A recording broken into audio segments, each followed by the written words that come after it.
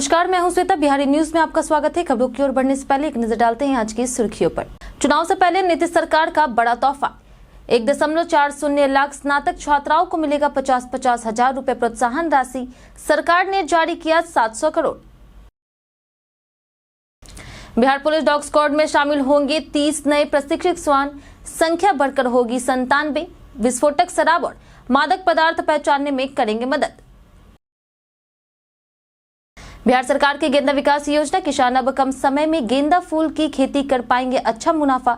50% आर्थिक सहायता देगी सरकार। बिहार सरकार का डिजिटल तोहफा। बिहार कृषि मोबाइल ऐप से किसान घर बैठे योजनाओं का पा सकेंगे लाभ। AI चैटबॉट से दी जाएगी जानकारी। सूर्य कुमार की कप्तानी में भारत ने UAE को हराया। कुलदीप यादव बने प्लेयर ऑफ द मैच।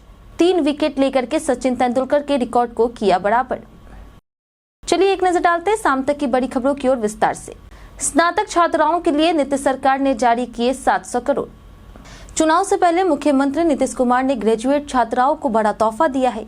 मुख्यमंत्री बालिका प्रोत्साहन योजना के तहत शिक्षा विभाग ने चालू वित्तीय वर्ष 2025-26 के लिए 700 करोड़ रुपए जारी किए हैं।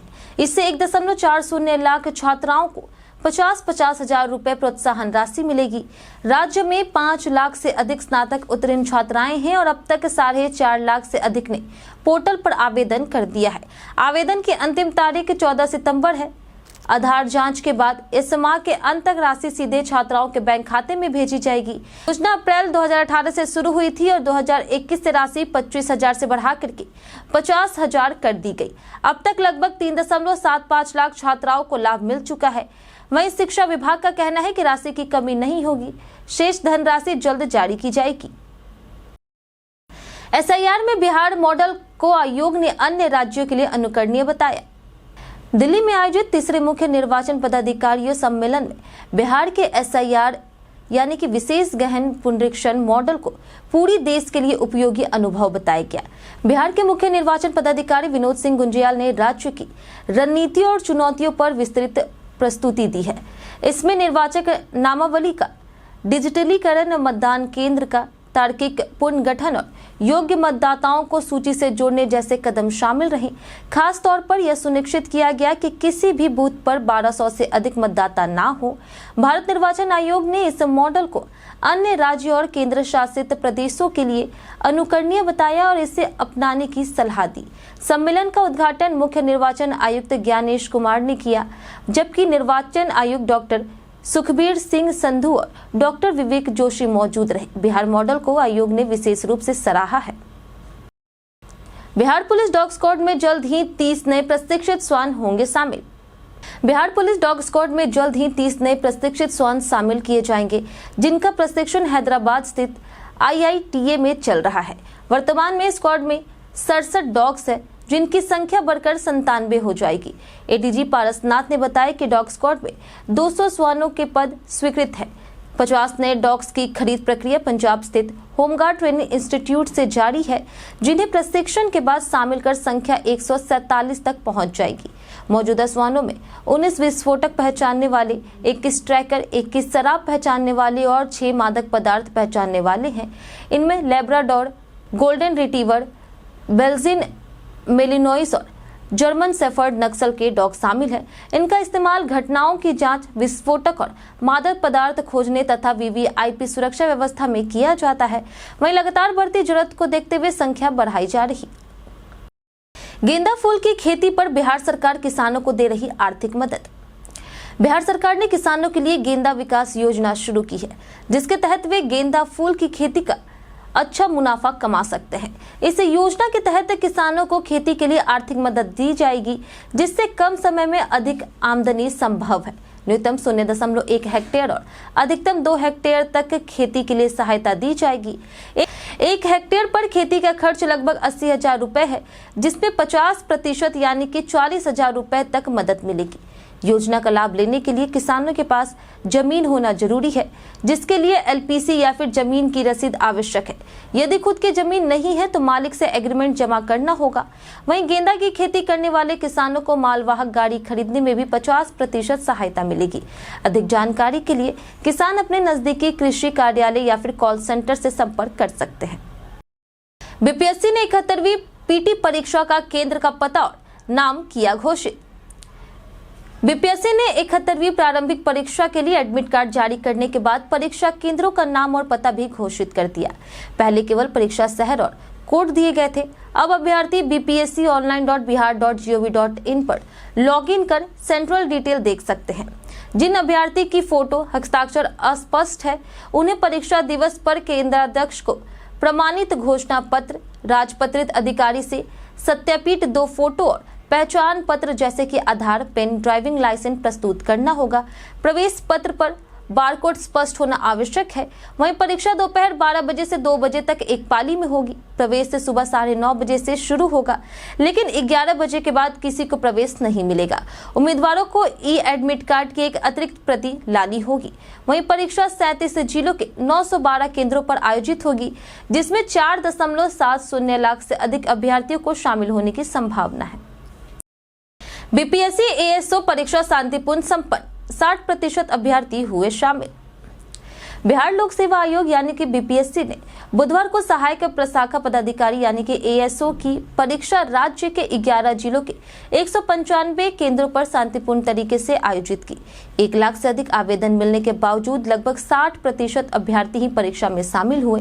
खास बात यह रही कि आयोग ने पहली बार उम्मीदवारों को अधिकतम 3 किताबें परीक्षा कक्ष में ले जाने की अनुमति दी थी। हालांकि अधिकांश छात्रों का कहना था कि किताबें ले जाने से कोई खास लाभ नहीं हुआ, क्योंकि प्रश्न पत्र हल करने में समय कम पड़ गया और उत्तर खोजने में ही समय निकल गया। वहीं परीक्षा का स्तर मध्यम से कठिन माना गया। वहीं सुबह 9:30 बजे से प्रवेश प्रक्रिया शुरू हुई और 11 बजे के बाद किसी को प्रवेश नहीं दिया गया। परीक्षा शांतिपूर्ण और पारदर्शी माहौल में संपन्न हुई, लेकिन किताब ले जाने की सुविधा का खास फायदा नहीं दिखा। बिहार शिक्षा विभाग के बड़े अधिकारी के ठिकानों पर करोड़ों की संपत्ति बरामद।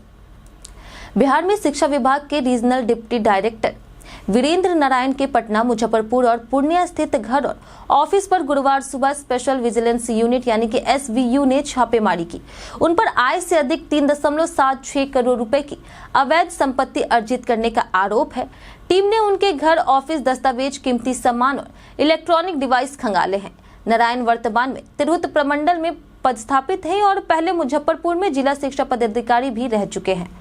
उसी दौरान उनके खिलाफ भ्रष्टाचार की शिकायतें आई थी, जिसके आधार पर मामला दर्ज हुआ।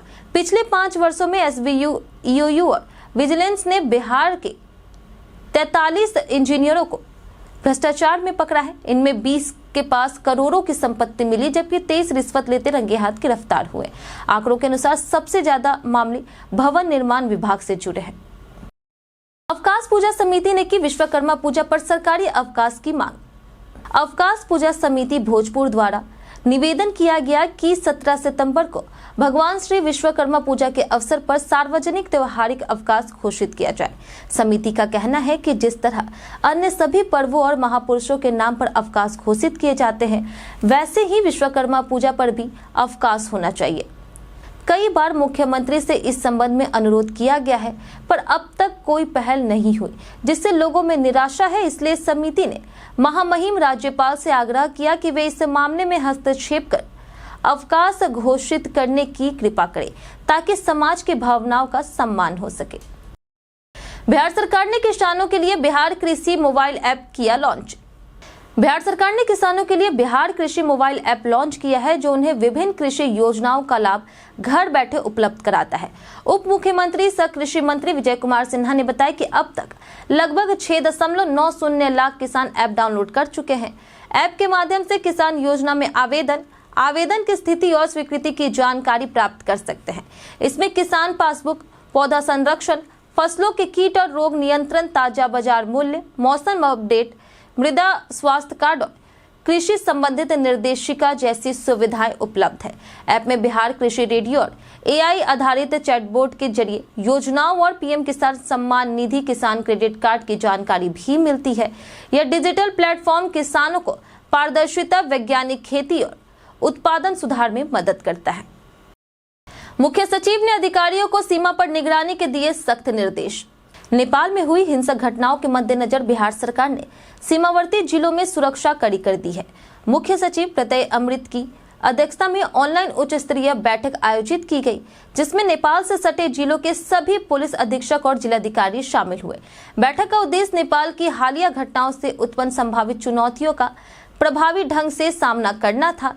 वहीं मुख्य सचिव ने अधिकारियों को सीमा पार से आने वाले लोगों पर कड़ी निगरानी रखने, बिना गहन जांच किसी को प्रवेश न देने और राज्य के प्रतिष्ठित संस्थानों और महत्वपूर्ण आधारभूत संरचनाओं जैसे पुल, रेलवे स्टेशन, पावर प्लांट पर सुरक्षा बढ़ाने के निर्देश दिए। उन्होंने आश्वस्त किया कि किसी भी आपात स्थिति या अतिरिक्त मदद के लिए अधिकारी सीधे उनसे या पुलिस महानिदेशक से संपर्क कर सकते हैं। हर घर नल जल योजना से 1.85 करोड़ घरों को मिल रहा लाभ, नीरज कुमार।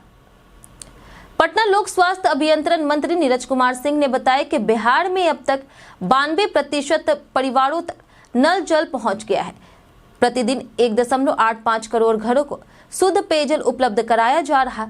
11 जिलों के आर्सेनिक और आयरन प्रभावित क्षेत्रों में विशेष उपाय किए गए हैं, जिससे 47.30 लाख घरों में जल शुद्ध हुआ और 2.64 लाख लोगों को इसका लाभ मिला। वर्ष 2016 में नल जल केवल 2% परिवारों तक ही उपलब्ध था। अब 1,23,936 जलापूर्ति योजनाओं से पूरे राज्य में 1.85 करोड़ से अधिक घरों को जल प्रदान किया जा रहा। शिकायतों के निपटान के लिए टोल फ्री नंबर जारी किए गए हैं। इस योजना से 2 लाख से अधिक ग्रामीणों को रोजगार मिला है। अतिरिक्त 27,734 टोला और नए प्रकल्पों से 26.45 लाख परिवारों को जल्द लाभ मिलेगा। हाटा से बनारस जा रही कार से अवैध पिस्तल और कारतूस बरामद। बिहार के कैमूर जिले में पुलिस ने गुप्त सूचना के आधार पर हथियार तस्करी का बड़ा खुलासा किया। दुर्गावती थाना क्षेत्र के मड़िया मोड़ पर हाटा से बनारस जा रही एक सफेद कार को रोककर तलाशी ली गई, जिसमें एक अवैध पिस्तल और 8 जिंदा कारतूस मिले। वाहन में सवार 4 संदिग्ध व्यक्तियों को हिरासत में लिया गया। वहीं पूछताछ पर चैनपुर थाना क्षेत्र के करजाव गांव से मुख्य सप्लायर कल्लू मियां उर्फ सोहराब मियां को गिरफ्तार किया गया। हथियार की कीमत 55,000 रुपए बताई गई है। गिरफ्तार आरोपियों में 2 तेलंगाना, 1 आंध्र प्रदेश और 2 स्थानीय निवासी शामिल है। पुलिस आरोपियों के आपराधिक इतिहास की जांच कर रही है और यह पता लगाने में जुटी है कि हथियार कहां और किस उद्देश्य से लिए जा रहे हैं। सभी आरोपियों को न्यायिक हिरासत में भेजने की प्रक्रिया जारी है। विनोद राय के ठिकानों पर एक बार फिर ईओयू की रेड। ग्रामीण कार्य विभाग के अधीक्षण अभियंता विनोद कुमार राय की मुश्किलें बढ़ती जा रही। आय से अधिक संपत्ति मामले में बिहार पुलिस मुख्यालय के आर्थिक और साइबर अपराध प्रकोष्ठ ने उनके विभिन्न ठिकानों पर छापेमारी की। छापेमारी में 3,38,46,892 रुपए की अवैध संपत्ति मिली, जो उनकी ज्ञात आय का 69.35% अधिक है। इस मामले में आर्थिक अपराध थाना कांड संख्या 24/2025 दर्ज की गई है। पटना और आरा के कई इलाकों में छापेमारी के दौरान जमीन, फ्लैट के कागजात, प्रॉपर्टी डीलिंग फाइलें और बैंक खातों की जानकारी जब्त की गई है। प्रारंभिक जांच में भारी अनियमितताओं के सबूत भी मिले हैं। ईओयू को सूचना मिली थी कि विनोद कुमार राय सीतामढ़ी से मोटी रकम लेकर के पटना ले जा रहे हैं, जिससे शक है कि यह रकम विभागीय कामकाज या फिर टेंडर में हेरफेर के लिए वसूली गई।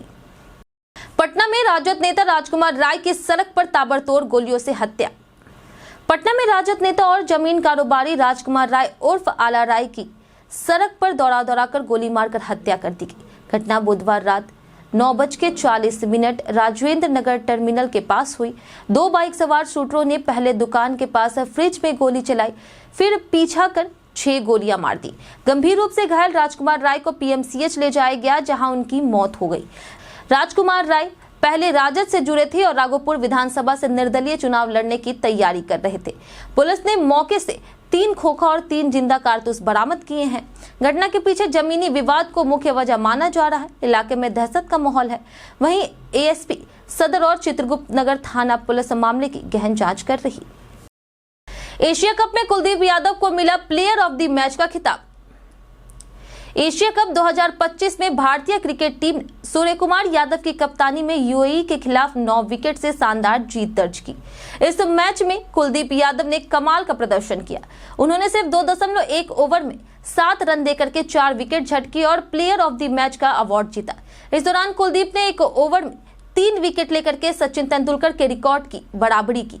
कुलदीप ने एशिया कप में 4 बार 3 विकेट लेने का कारनामा किया। उन्होंने जून 2024 के बाद T20 इंटरनेशनल में वापसी की और अपने पहले ओवर में भी प्रभावशाली गेंदबाजी दिखाई। मैच के बाद कुलदीप ने अपने ट्रेनर एड्रियन को धन्यवाद दिया और अपनी गेंदबाजी और फिटनेस पर किए गए प्रयासों को सराहा। उनका प्रदर्शन भारत के लिए यादगार साबित हुआ। बीते दिन हमारे द्वारा पूछे गए सवाल का जवाब आप लोगों में से बहुत लोगों ने हमारे कमेंट बॉक्स सेक्शन में लिख कर दिया है। जिन्होंने हमारे द्वारा पूछे गए सवाल का जवाब दिया है उनके नाम है मनोज दास, चंदन शर्मा, दामोदर कुमार, संजय कुमार, अबोध कुमार, राकेश मिश्रा, सोनाली कुमारी, राजेश सहनी, नंदन कुमार, लक्ष्मी मेहता, धर्मेंद्र कुमार, नौशाद रचा, विनोद कुमार, जितेंद्र ठाकुर, निशांत सौरभ। इसी के साथ बढ़ते आज के सवाल की ओर। आज का सवाल है, किसानों की आय बढ़ाने के लिए राज्य सरकार को क्या कदम उठाने चाहिए? आप अपना जवाब हमें हमारे कमेंट सेक्शन में लिखकर जरूर बताएं। आज के लिए इतना ही। बिहार की तमाम खबरों के साथ बने रहने के लिए देखते रहे बिहारी न्यूज।